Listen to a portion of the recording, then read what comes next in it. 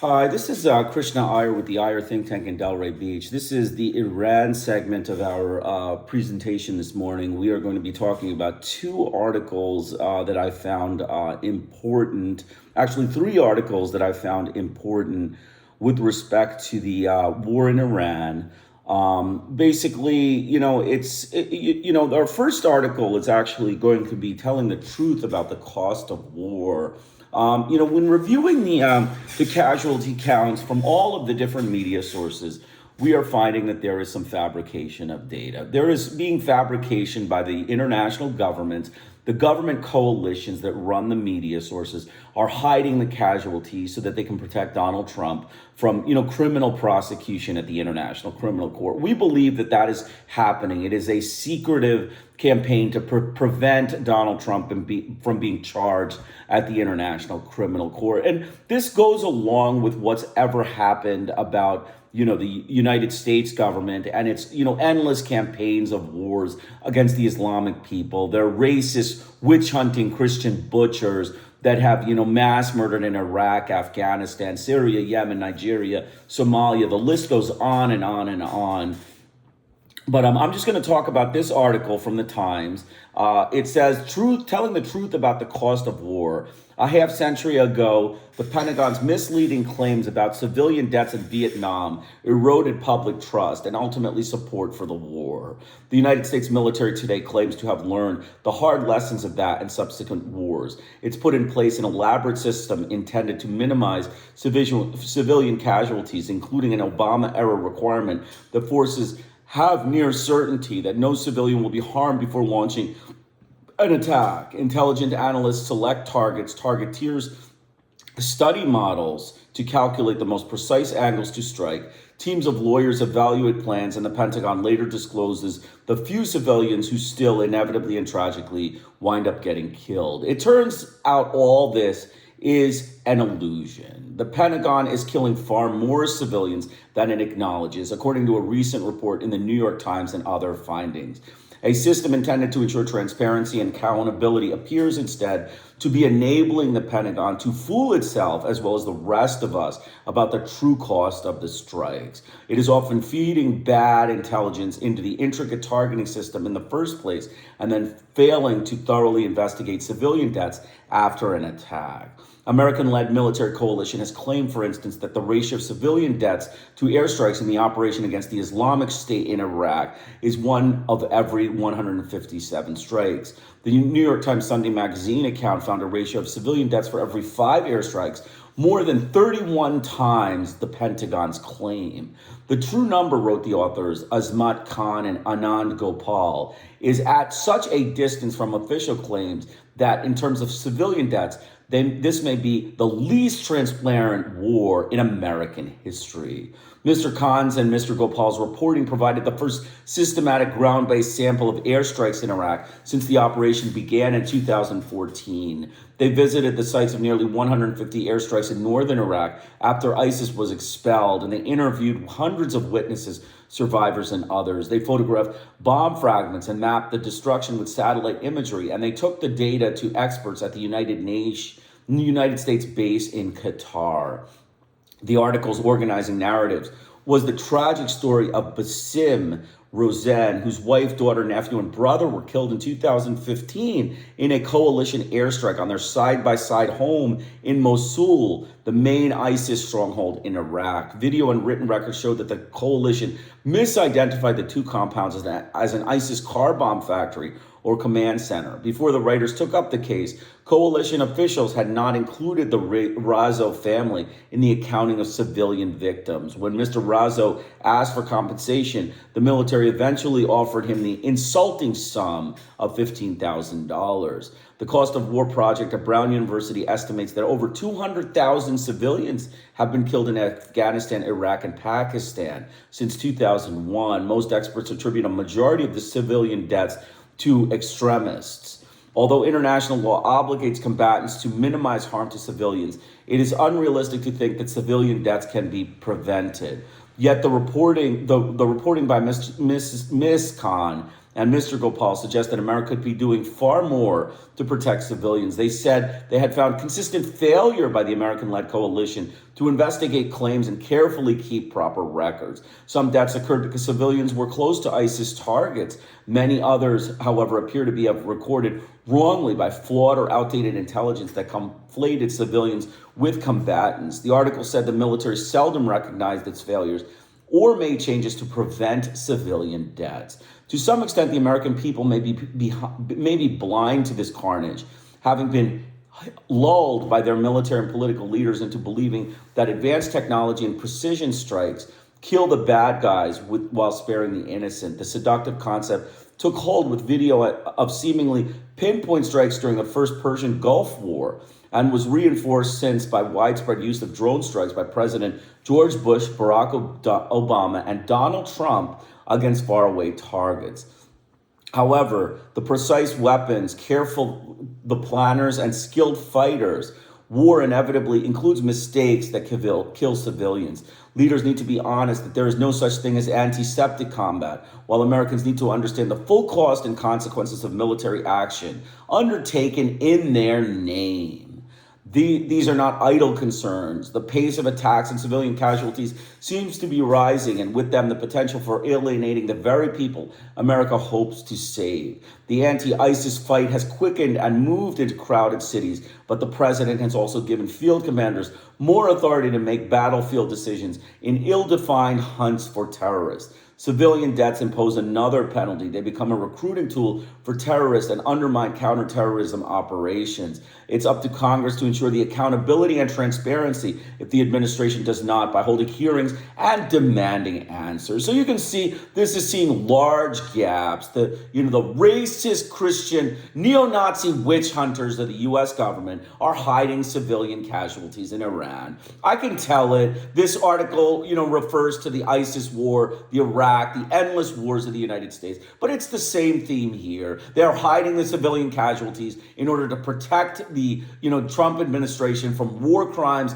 allegations by the International Criminal Court and possible prosecution. Donald Trump is on their radar. He has done, the crime of aggression against two countries. He has committed the crime of aggression against Venezuela, as well as the crime of aggression against Iran. He has contributed to a humanitarian crisis in Cuba, and he has now, caused crimes against humanity in Iran, and may be responsible for a genocide. He is, a murderer of Somalians, Nigerians, Syrians, Yemenis, Iraqis, Afghanis, all sorts of people in the Middle East. He is, a mass murderer and butcher of the U.S. government. And that is, what we should know. He's a witch hunting butcher of the United States government.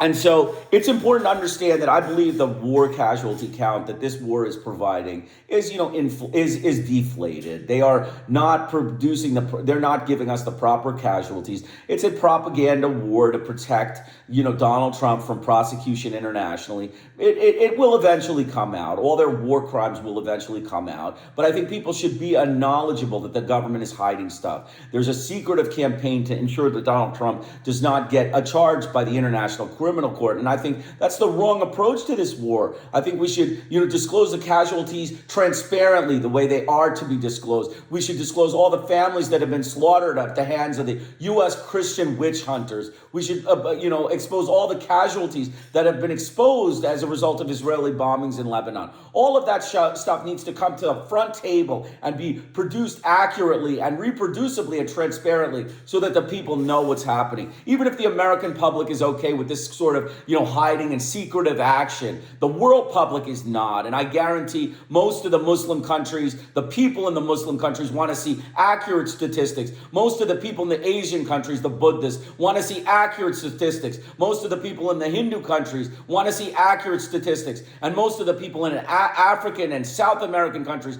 want to see accurate statistics on reporting of casualties against Iranians in this war. And, being as Donald Trump is a racist, neo-Nazi, Christian witch-hunting butcher of the U.S. government, an anti-Muslim butcher, he needs to, fess up to his crimes against humanity and his genocide. And I strongly believe that he will be tried in 2029 after he leaves office at the International Criminal Court for war crimes and crimes against humanity, including genocide against Muslims.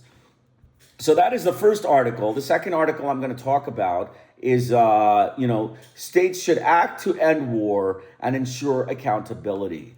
This is U.S. and Israel apparent war crimes in Iran and Lebanon demand action. UN member states should take urgent action to end the war in Iran and ensure accountability for apparent U.S. and Israeli war crimes, said Dawn today. These war crimes reflect long-standing patterns of abuses by Israeli and U.S. authorities for which they have enjoyed near total impunity. The U.S.-Israeli war has resulted in the killing of more than 1,300 people, including more than 200 children in Iran and 634 people, including 91 children in Lebanon.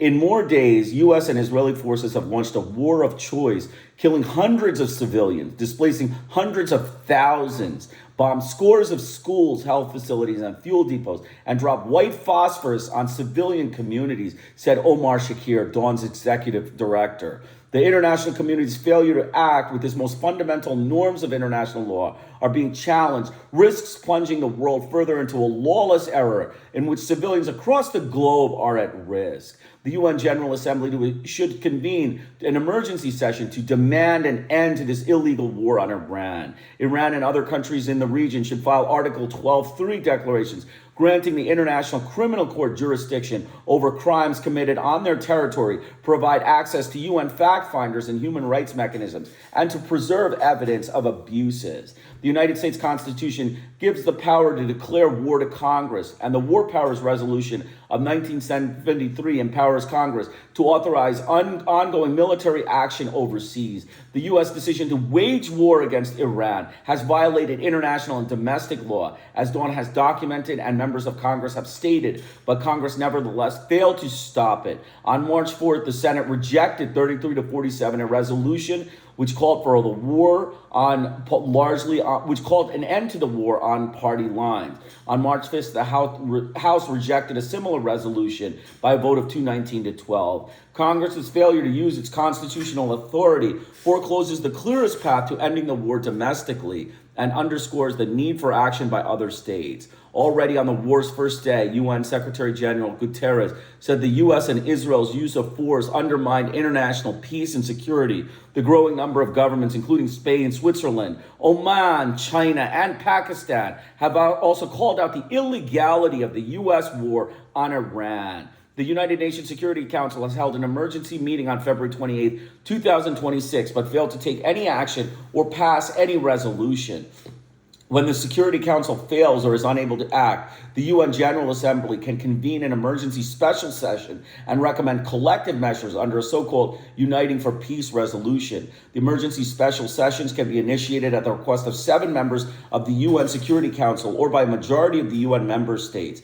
Given that the Security Council is unable to act in light of the United States veto power, the UN General Assembly should use that authority now. Declarations by states that the U.S.-Israeli war on Iran are illegal are welcome, but are not enough, said Ray Gerard, Dawn's advocacy director. States should call for a Uniting for Peace emergency session of the UN General Assembly to make it clear to Washington that veto in the Security Council does not give it a veto for enforcement under international law. February 28th strike on Sharajah Taibeh schools, elementary school. International humanitarian law, the laws of war, requires all parties to distinguish between military objectives and civilian objects to ensure that civilian harm is not excessive in relation to anticipated military advantage and take all feasible precautions to minimize civilian deaths. Mounting evidence suggests that Israeli and United States forces are not following these basic norms and legal obligations and have committed multiple war crimes. On the morning of February 28th, the first day of the war, a missile likely fired by the United States struck the Sharajah Taibeh girls' elementary school in Manab in Iran's Hormozgan province. According to The Guardian, at least 168 people were killed, including the principal, teachers, and scores of children. The New York Times, Washington Post, CNN, NPR, and CBS News concluded through an analysis satellite imagery, geolocated videos, and weapons analysis that the school was likely struck by a U.S. Tomahawk cruise missile. Jeffrey Lewis of the Middlebury Institute corroborated the analysis. The United States is the only party to this conflict that possesses Tomahawk cruise missiles. A video published by Bellingcat shows smoke rising from the school before Tomahawk can be seen striking the adjacent Iranian Revolutionary Guards Corps naval base, indicating that the school may have been struck first. In the past, the school had reportedly been part of a military compound. Two U.S. officials also told Reuters that military investigators believed likely U.S. forces were responsible, although Donald Trump disputed this claim. Donald Trump disputed it and said the Iranians slaughtered their own people. Another, racist witch hunter Christian that has no idea, that just is a pathological liar. Despite the mounting evidence, President Trump on March 8th said in reference to the school strike, "In my opinion, based on what I've seen, that was done by Iran. They're very inaccurate with their munitions." U.S. Ambassador to the UN Michael Waltz told ABC News he would leave it to investigators and acknowledge that sometimes tragic mistakes occur. UNESCO called the strike a grave violation of international humanitarian law. UN special reporters called it a grave assault on children, on education, and on the future of an entire community. Human Rights Watch said it should be investigated as a war crime. Targeting civilian infrastructure. As of March 8, 2026, the Iranian Red Crescent said nearly 10,000 civilian structures had been struck or damaged in the first 10 days of the war, including 7,943 residential units, 65 schools, 32 medical and treatment centers, and 13 Red Crescent facilities. The World Health Organization on March 5th said it had verified 13 attacks on healthcare in Iran. A desalination plant was struck in Qashem Island in the Strait of Hormuz, according to Iranian officials. On March 7th and 8th, Israeli forces struck 30 fuel depots across Greater Tehran and Al-Borz province, including the Tehran refinery and the Shabran and Agadash oil depots. The fires released toxic hydrocarbon compounds, sulfur and nitrogen oxides. Black acid rain fell across the city of 10 million people on March 8th. Residents reported chemical burns to their skin and difficulty breathing, and experts warned of long-term contamination to soil, water, and food supplies. Article 56 of the Additional Protocol of the Geneva Convention expressly prohibits attacks on any works or installations that could result in the release of dangerous forces. U.S. officials reportedly opposed Israeli strikes on fuel depots and facilities. Alongside the U.S. and Israeli attack on Iran, Israel has intensified the assault on Lebanon, killing 634 people, injuring over 1,000, and displacing more than 750,000 since March 2nd.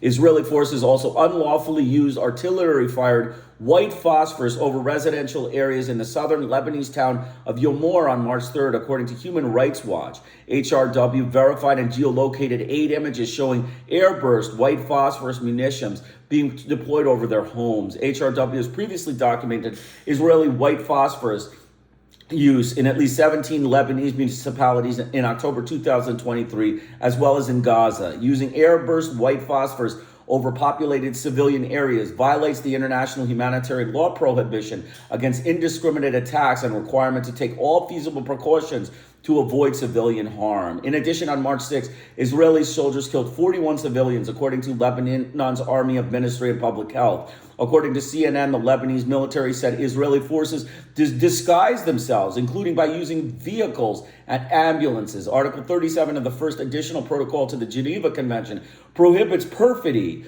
defined as feigning protected status, including the use of medical vehicles in order to kill, injury, or capture an adversary. The attacks on civilian infrastructure on Iran and Lebanon follow a well-documented pattern of war crimes by Israel. Since October 2023, Israeli forces have deliberately attacked hospitals, medical personnel, ambulances, and health infrastructure in Palestine. The Commission of Inquiry in the occupied Palestinian territory, including East Jerusalem and Israel, found such attacks amounted to war crimes and crimes against humanity. Israeli forces have also deliberately destroyed civilian infrastructure, razed entire areas, and issued unlawfully sweeping evacuation orders for large parts of the civilian population in Lebanon and Palestine, in acts that human rights organizations have found to amount to war crimes, crimes against humanity, and ethnic cleansing. From deliberate attacks on civilian infrastructure to forced displacement, Israel's War crimes in Iran and Lebanon are not isolated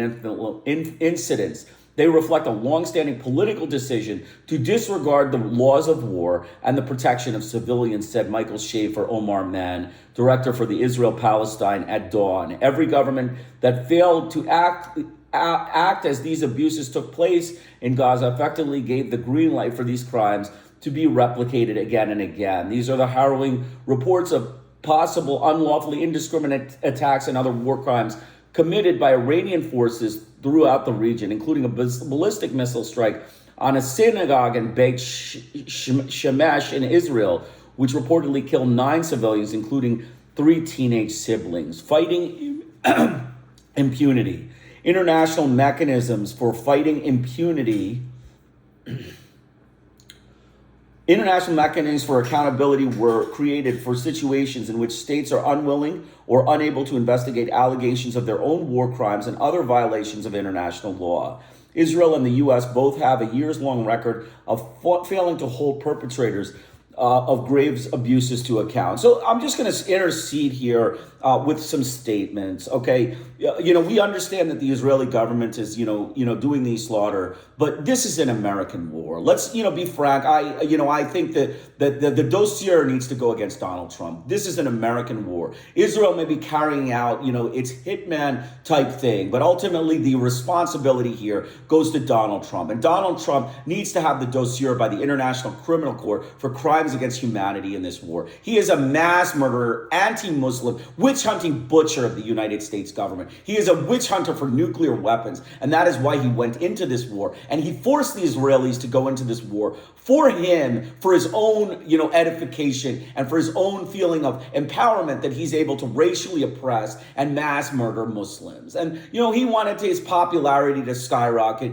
He wanted to take away from the domestic, pitfalls that he has in America, since he is doing very poorly domestically in his, in his ability to run the government. And so he wanted to do this as a distraction mechanism. And he failed. He failed miserably. And, we're talking about Gaza. We're talking about Lebanon. But these are all being endorsed by the United States. Of course, obviously, the United States is the colonial imperialist. The United States is the colonial regime that controls the Israeli government. They are not, on their own. They do not do things on their own. Israel is a colonial puppet of the United States. So being a colonial puppet of the United States, who needs to get down? Just like,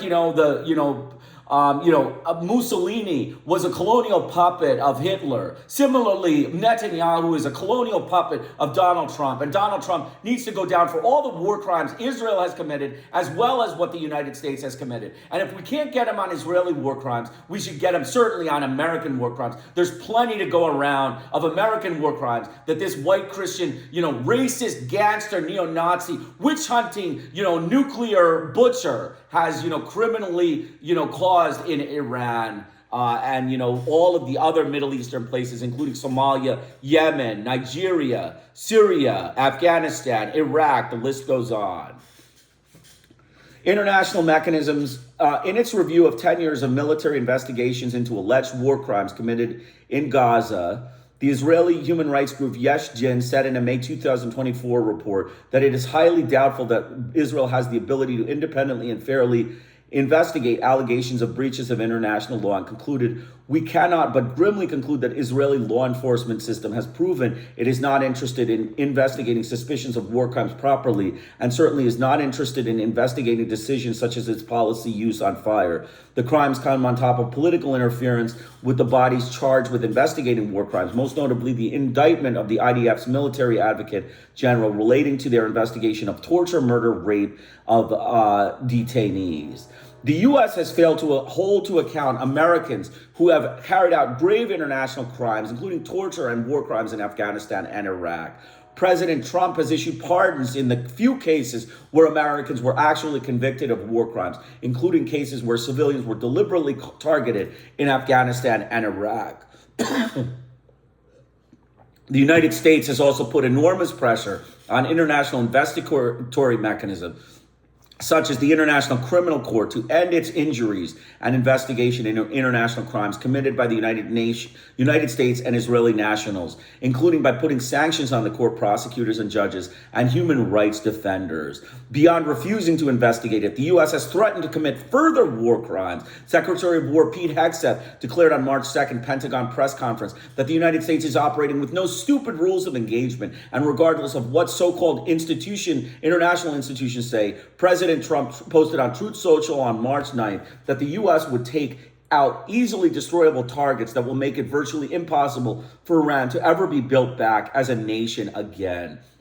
Targeting civilian infrastructure with the stated aim of making national reconstruction virtually impossible is not a lawful military objective, Mr. Hegseth. It is declared intent to destroy the means of civilian survival in direct violation of prohibitive on collective punishment and the obligation to distinguish between military targets and civilian objects. So you can see Mr. Hegseth needs to go to the International Criminal Court. He needs to be, indicted by the ICC for war crimes. Mr. Hegseth needs to go to the International Criminal Court along with with Donald Trump as, the orchestrators of this mass murder campaign in Iran.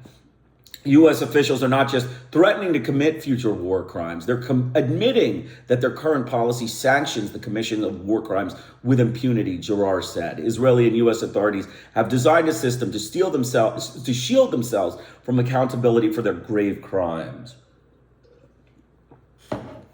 Iran, Israel, and the United States are not signatories to the Rome Statute, the treaty that gives the ICC jurisdiction to investigate and prosecute international crimes. The Iranian Red Crescent Society, however, this week wrote directly to the ICC prosecutor requesting a criminal investigation into attacks on civilian objects, citing field documentation of strikes on residential buildings, schools, health centers, and Red Crescent facilities, including the killing or injuring of 7 Red Crescent relief workers. For the ICC to investigate such crimes, the Iranian government should file an Article 12.3 declaration granting the court jurisdiction over war crimes and crimes against humanity committed on Iranian territory since February 28th, as Dawn has called for. This is an executive act requiring no legislation. Palestine used this mechanism in 2014. Ukraine has used it twice. The ICC subsequently issued arrest warrants against Israeli Prime Minister Benjamin Netanyahu and Russian President Vladimir Putin. Lebanon and other affected states in the Gulf and across the region should do the same. Additionally, all affected states in the region should provide access to the UN's fact-finding human rights mechanisms and secure, preserve, and protect evidence of possible war crimes. The Independent International Fact-Finding Mission in Iran, established by the UN Human Rights Council in November 2022 and extended in January 2026, has an active mandate to investigate violations on Iranian territory. Iran should cooperate fully and provide access to all strike sites, including Minab. They should act immediately since evidence depends over time and window to preserve the factual record for future prosecution and is narrow and closing. The UN and International Criminal Court were created for moments like this when the most powerful decide the rules do not apply to them, said Shakir. Governments unwilling to invoke international law when their allies commit crimes have no credibility when they invoke it against rivals. So basically, this is, pretty much a short article, but it is a good one on, U.S.-Israel apparent war crimes. We believe Mr. Hegseth and Mr. Trump, their rhetoric, the racist rhetoric, their, United Nations bashing, their International Criminal Court bashing, and their illegal crime of aggression against Venezuela and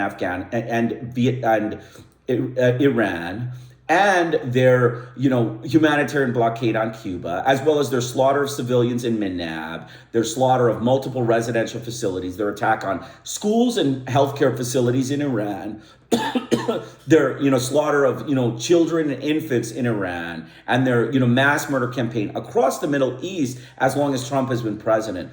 requires, an ICC dossier for war crimes against the United States. This is an open and shut case. If it is not prosecuted, it is because of the limitation of the International Court of Justice. The International Court of Justice is not willing to prosecute American, presidents for war crimes or American politicians for war crimes. But the bottom line is they are war criminals. They are war criminals. They are criminals like Adolf Hitler. They are criminals like Vladimir Putin. They need to be arrested if they go to any ICC signatory state. That is the way this should end for Donald Trump. His war in Iran has been a failure. It has been an affront to international humanity, and it is crimes against humanity. He is trying to take away human rights across the world. This man needs to be arrest warrant needs to be issued for Donald Trump so he is unable to go to countries that are signatory states of the International Criminal Court. It's only fair. ICC states require a certain level of, appreciation of human rights. The Trump administration's,